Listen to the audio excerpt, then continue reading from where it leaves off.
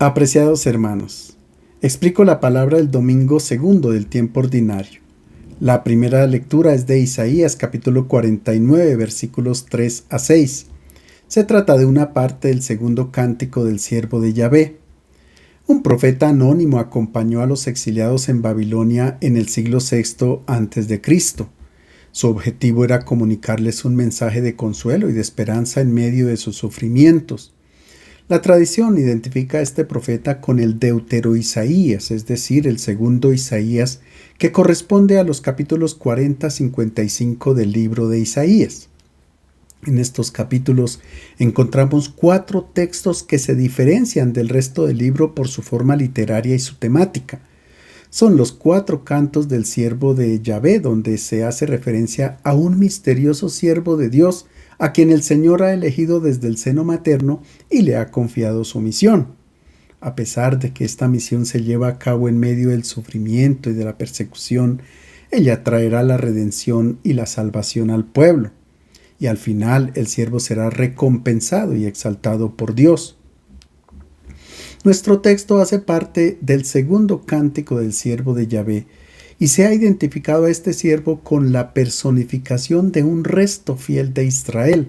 Sería por tanto la imagen de las personas piadosas que en medio a un pueblo que se ha alejado de su Dios ha sabido resistir a la seducción del paganismo. El pequeño resto, es decir, el Israel fiel, es llamado por el Señor para una doble tarea. En primer lugar, reunir a todos los hijos de su pueblo dispersos entre las naciones y traerlos de nuevo a la tierra de sus padres. Y en segundo lugar, convertirse en luz y signo de salvación para todos los pueblos hasta el confín de la tierra. El Señor me dijo: tú eres mi siervo de quien estoy orgulloso.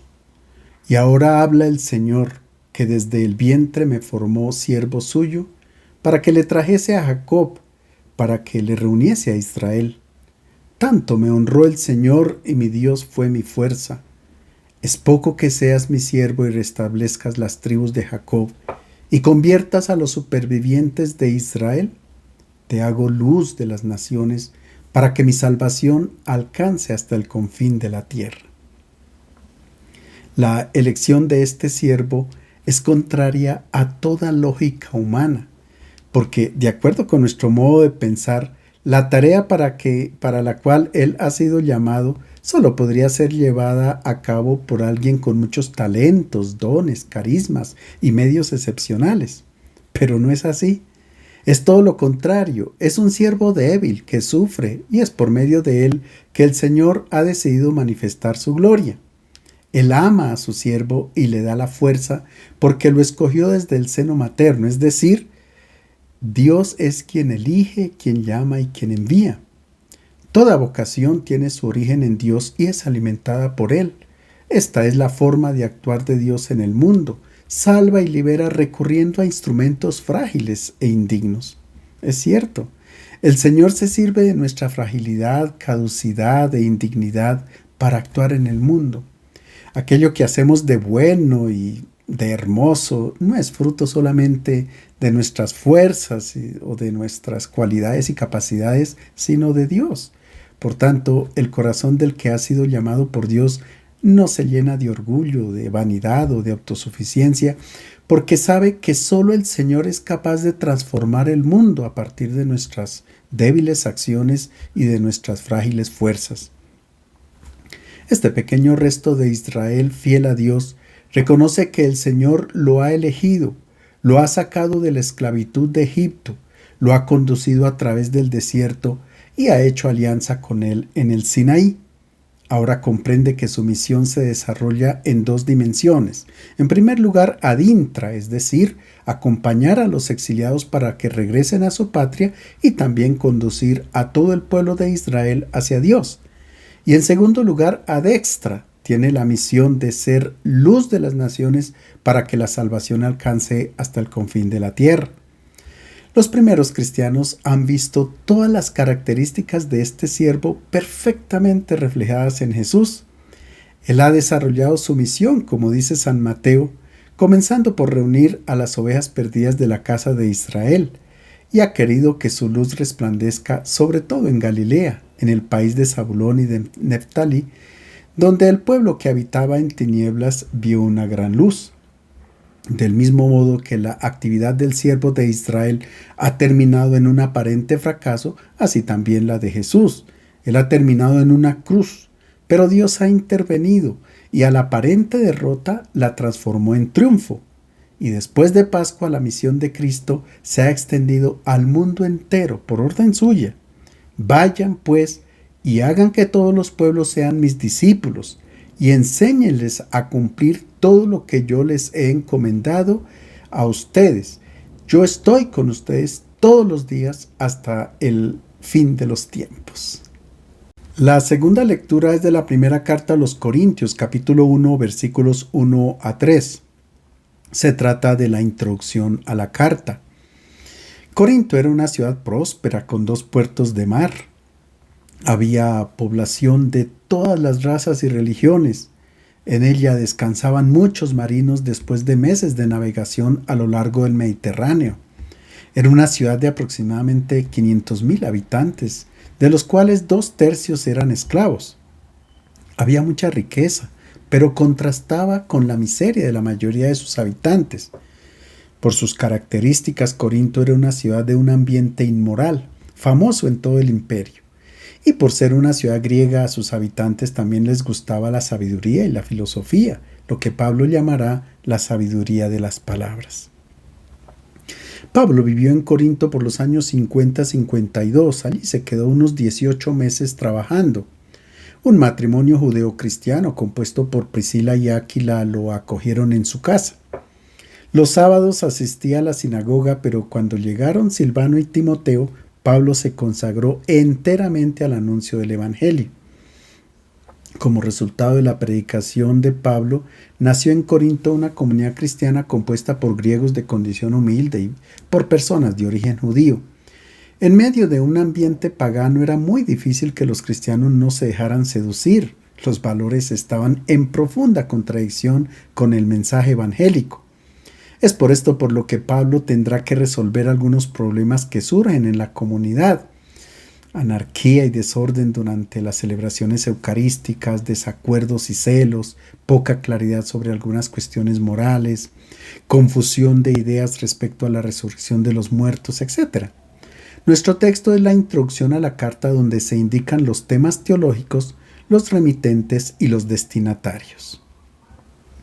Pablo, apóstol de Cristo Jesús por decisión de Dios, que lo ha llamado, y Sóstenes, nuestro hermano, a la iglesia de Dios que está en Corinto, a ustedes que Dios santificó en Cristo Jesús, pues fueron llamados a ser santos con todos aquellos que por todas partes invocan el nombre de Cristo Jesús, Señor nuestro y de ellos.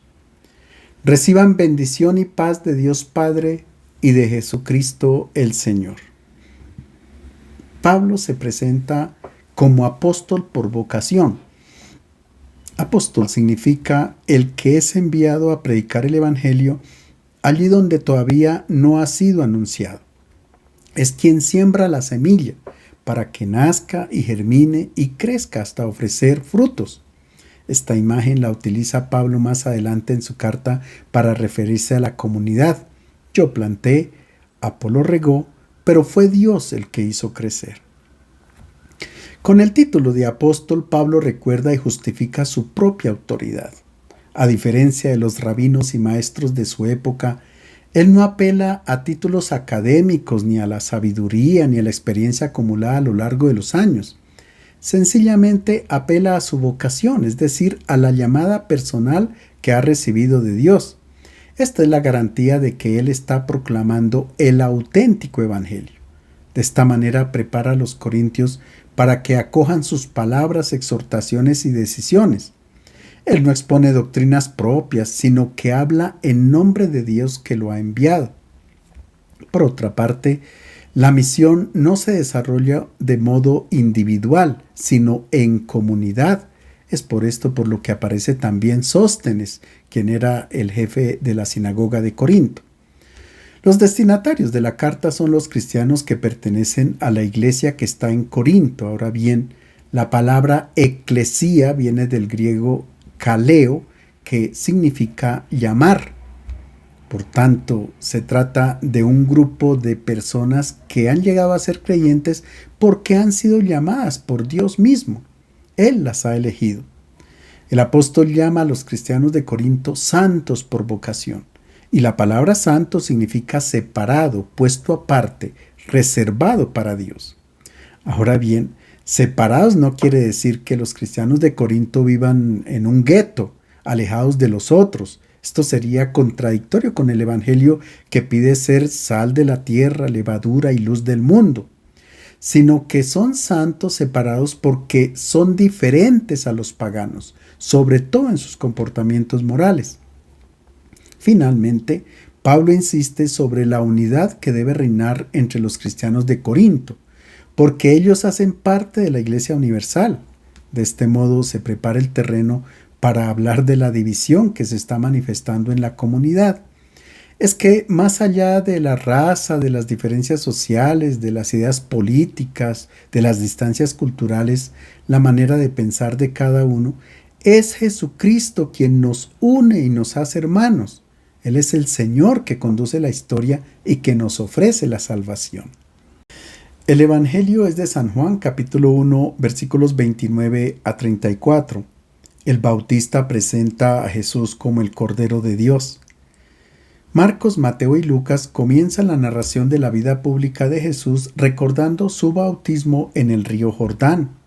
El Evangelio de Juan no trae este episodio, pero dedica un buen espacio a la figura del Bautista. Lo encuadra desde los primeros versículos en una perspectiva muy original. Más que como precursor, lo presenta como el hombre enviado por Dios para dar testimonio de la luz, de modo que todos creyeran por medio de él. El texto dice claramente que él no era la luz, sino un testigo de la luz, aquella luz verdadera que estaba viniendo al mundo. El Bautista es el que ha visto algo y ahora puede comunicar su experiencia a los demás. Entre todos los judíos que se presentaron para ser bautizados por Juan, hay uno que se reconoce como la luz, que ha fascinado a Juan, a tal punto que él siente la necesidad de indicarla y dar testimonio a todos. Escuchemos cómo inicia el texto. Al día siguiente vio a Jesús que venía hacia él y dijo: He ahí el Cordero de Dios que quita el pecado del mundo. Este es aquel de quien yo dije: Tras de mí viene un hombre que está por delante de mí, porque existía antes que yo.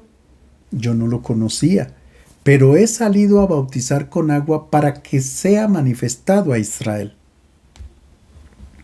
El texto comienza diciendo al día siguiente, una indicación temporal.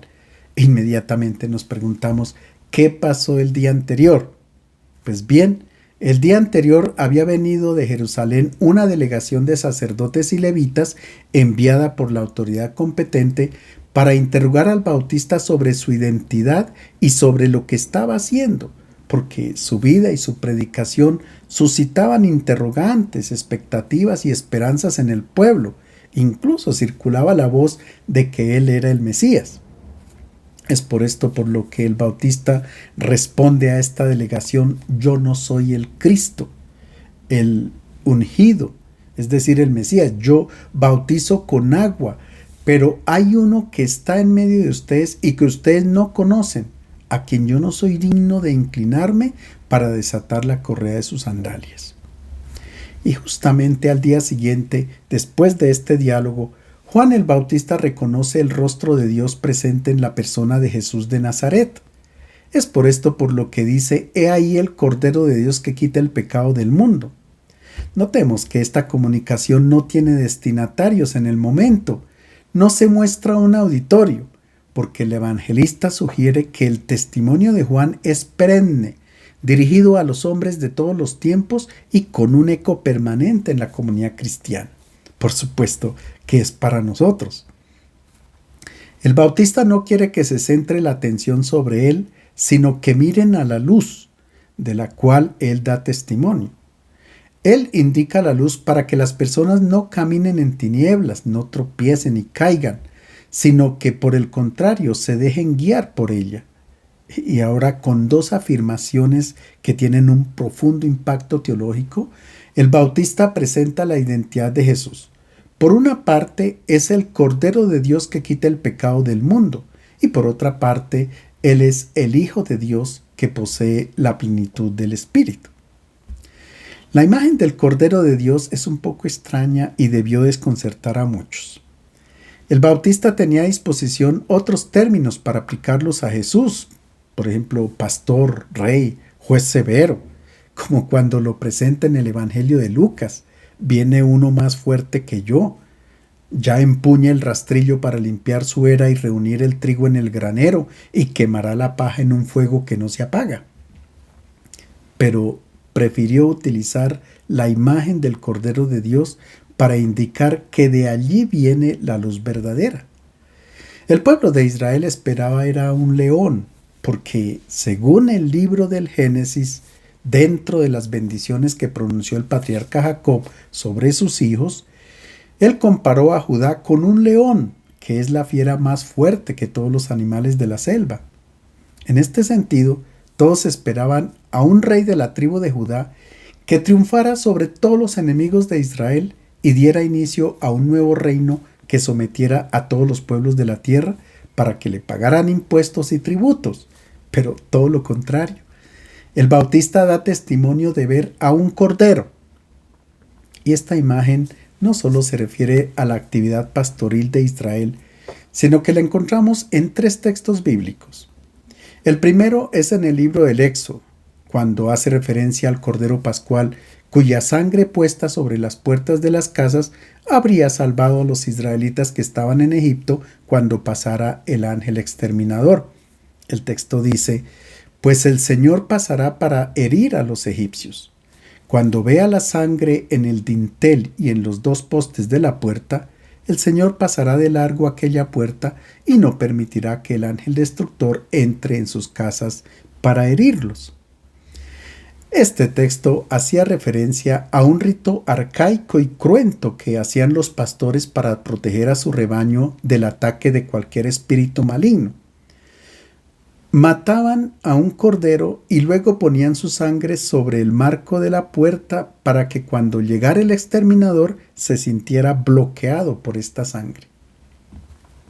El Bautista ha intuido el destino de Jesús. Un día él sería inmolado como un cordero y su sangre habría quitado la capacidad de hacer daño a las fuerzas del mal. Su sacrificio habría liberado al hombre del pecado y de la muerte. San Juan, que ya tiene toda la experiencia de lo que aconteció, en su evangelio señala este mismo simbolismo. Justamente Jesús había sido condenado al mediodía de la vigilia de Pascua, exactamente a la hora en la que en el templo los sacerdotes comenzaban a inmolar los corderos. Ahora bien, el cordero es el animal más manso y tierno que conocemos. Él se dona todo porque de él nada se desperdicia, todo se aprovecha. La imagen del cordero se contrapone a la de las fieras. Si la imagen fuera de otra fiera salvaje, todo sería normal porque ellas se hacen daño mutuamente. Pero es necesario el sacrificio de un cordero para que las fieras se den cuenta de que son fieras.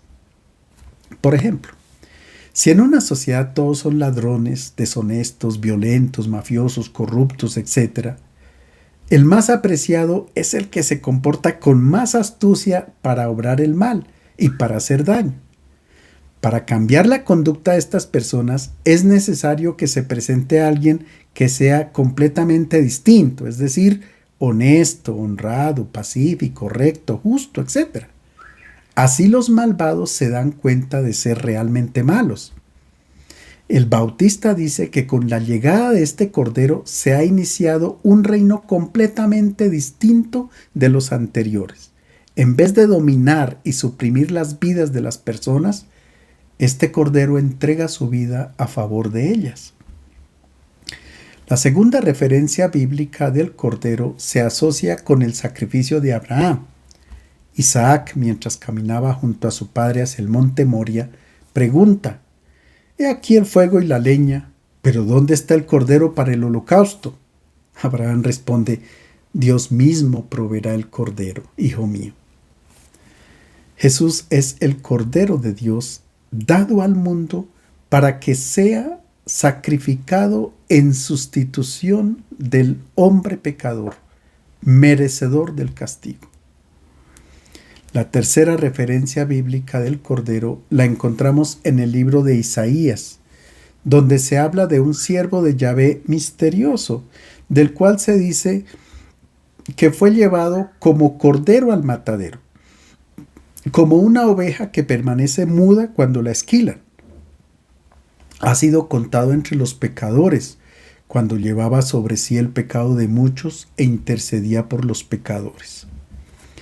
El Bautista también presenta a un cordero que tiene la misión de quitar el pecado del mundo, pero en realidad el texto griego utiliza el verbo aireo, que significa hacer desaparecer, borrar, cancelar el pecado del mundo. Por tanto, pecado aquí no es la transgresión de una persona porque ha desobedecido a la ley o a una orden y entonces tiene que ser castigada, no. Por pecado aquí se entiende la pérdida de lo humano, es decir, cuando alguien deja de comportarse como persona y se asemeja más a un animal salvaje por ser deshonesto, corrupto, acaparador, explotador, violento, etc. Obrando así realmente no es humano. Y por mundo, en este contexto, se entiende a la humanidad reducida a la esclavitud del pecado que rechaza la salvación, que no acepta la luz ni la vida que Jesús quiere ofrecer. Pues bien, el propósito de Dios es sacar a la humanidad de esta situación de pecado en la que se encuentra. Por tanto, no se trata de una mera expiación, como si el Cordero debiese pagar por todos los pecados que se hayan cometido. Esto es un absurdo. El Padre del Cielo no tenía necesidad de ver sufrir a alguien para perdonar el pecado de la humanidad. No. El Cordero ha sido enviado para que el pecado del mundo desaparezca, se ponga fin a la mentalidad y a la cultura del mal, a esa fuerza diabólica que nos conduce a comportarnos no como hijos de Dios, sino como fieras salvajes. En otras palabras, el Cordero viene para remover las tinieblas que envolvían al mundo de tal manera que le impedía ver el verdadero rostro de Dios y el verdadero rostro del hombre. Jesús vence al mal introduciendo en el mundo un nuevo dinamismo, una fuerza irresistible que es su espíritu para que la humanidad sea realmente humana. Y ahora veamos cómo continúa el texto. Y Juan dio testimonio diciendo: he contemplado al Espíritu que bajaba del cielo como una paloma y se posó sobre él. Yo no lo conocía, pero el que me envió a bautizar con agua me dijo: aquel sobre quien veas bajar el Espíritu y posarse sobre él, ese es el que ha de bautizar con Espíritu Santo. Y yo lo he visto y he dado testimonio de que este es el Hijo de Dios. El Bautista menciona el camino espiritual que él ha hecho para llegar a ver esta luz del mundo. 2 veces dice que no la conocía, es decir, había una completa ignorancia sobre la identidad de este Cordero. Y esto es importante para nosotros. Si queremos reconocer la identidad de Jesús, tendremos que tomar conciencia de nuestra ignorancia y sentirnos invitados a abrir los ojos y a buscar con sinceridad esta luz. Dejar atrás un poco de prejuicios e ideas arcaicas sobre Dios, el hombre y el mundo. El Bautista ha escuchado la voz del Espíritu. Él contempló al Espíritu que descendía en forma de paloma y entraba en Jesús. Ahora bien, el que lo había enviado a bautizar, es decir, el Padre del Cielo, le había dicho que tenía que estar muy atento para cuando viera bajar el Espíritu y entrar en su enviado. Y Juan dice: yo lo vi y doy testimonio. De este modo nos invita también a nosotros para que veamos y seamos capaces de dar testimonio de la identidad de Jesús. La venida del Espíritu Santo sobre Jesús es la investidura mesiánica que él recibe, es su unción, como cuando en Isaías se unge con el Espíritu al siervo para que anuncie la buena noticia a los pobres, para que cure los corazones destrozados, para que proclame la libertad a los cautivos, para que anuncie a los prisioneros la libertad y un año de gracia para todos. Por otra parte, el Espíritu es comparado con una paloma para simbolizar el apego al propio nido. Cuando una paloma mensajera es dejada en libertad, ella da unas vueltas para orientarse, tomar su dirección y regresar al propio nido. Con este simbolismo se expresa que el Espíritu ha entrado en Jesús de una manera permanente, no de manera provisoria, como acontecía con los personajes del Antiguo Testamento, que cuando eran llamados para ejercer una misión, el Espíritu permanecía dentro de ellos mientras la estaban ejerciendo y luego regresaban a su condición de antes. Esto no sucede con Jesús. En él el Espíritu permanece de modo duradero, estable. La estabilidad en la Biblia es atribuida solo a Dios. Solo él es el viviente que permanece para siempre. Solo su palabra permanece para siempre. Es por esto por lo que Jesús bautiza en espíritu. Ahora bien, la palabra bautizar significa sumergir, es decir, dejarse envolver en esa fuerza divina que comunica Jesús. No se trata de un lavado externo, sino de un agua que se bebe para que se convierta en linfa de vida en la persona. O como cuando se riega una planta para que produzca savia que hace que esta planta produzca fruto. Por otra parte, el Espíritu de Jesús destruye el pecado, elimina todo aquello que es deshumano. Nosotros hemos adoptado la identidad de Jesús presentada por el Bautista en nuestra celebración eucarística. El sacerdote levanta la hostia consagrada y dice: «Este es el Cordero de Dios que quita el pecado del mundo. Dichosos los invitados a participar de la cena del Señor». Se trata de una invitación para unir nuestra propia vida a la de Jesús, a la del Cordero, es decir, es una invitación a donar nuestra propia vida por amor, como lo ha hecho el Maestro.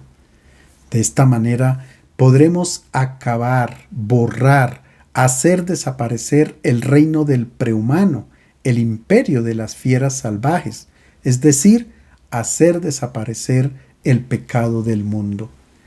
Les deseo un feliz domingo.